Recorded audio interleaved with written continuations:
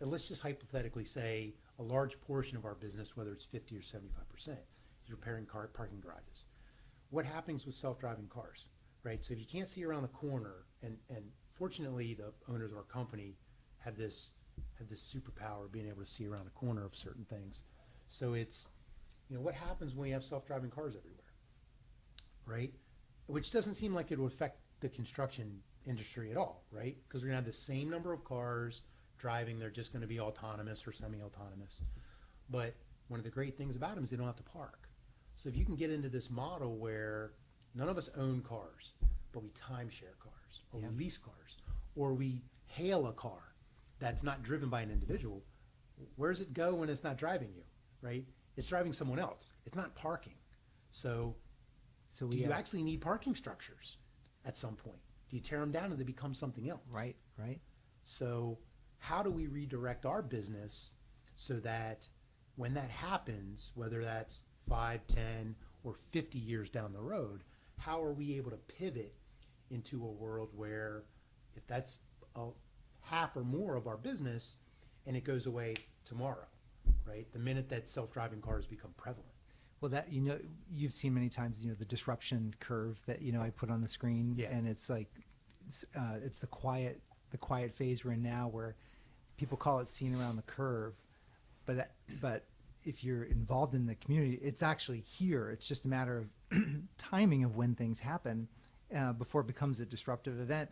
But yeah, or even turning those garages into something like a place for Uber to land its planes, since they've just put filings into the FAA to start flying people from the airports places, and hail your Uber hover plane, and they're going to need parking garages. Or your jetpack. They're going to need a parking garage for that. So maybe they turn into like mini little airports. Or it might look different, like in Dallas, they've got these Carvana ones where you can go, where you can buy a car from these places, and it looks like the old Tonka toy. You put it in, and you crank this crank, right, and it goes up. And there's this elevator of cars, of glass-walled cars, right? So maybe that's the future of parking, right? It becomes vertical instead of horizontal. Who knows? But you got to be able to pivot, right? So that's a real-world example of it. We have to pivot in the technology space too.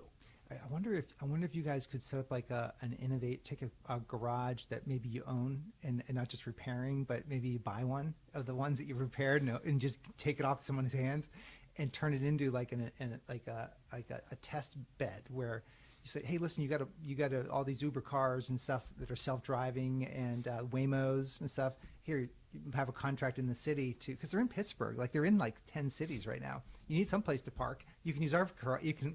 At nighttime for repairs or whatever, they're going to park at our parking lot. I read this study. So there was a study. So California, parts of California have a license now to do self-driving. And so what they thought would happen was when self-driving vehicles happen, that traffic jams there would be less traffic jams and there would be less cars on these congested streets. What they found was they still charge for parking on street. So because people can have their vehicle drive for them, read a book, or get work done, instead of paying $35 an hour to park on the street, they would just have their cars drive around. And so they're just driving around the city, causing more and more and more congestion because they didn't want to pay, because gas is cheaper than parking. Yep, and some of them are electric. So it's very interesting. It's very interesting that, the whole thing about like data, right, and measuring something is, here's what you thought. It's like it's the scientific method, right? Ultimately, it's here's what we thought was going to happen. Let's test it, right? The test is the pilot program, and then what really happened, and then how do we react to what really happened, which wasn't anything what we thought it was going to happen. We thought we'd have less traffic, and now we got more traffic.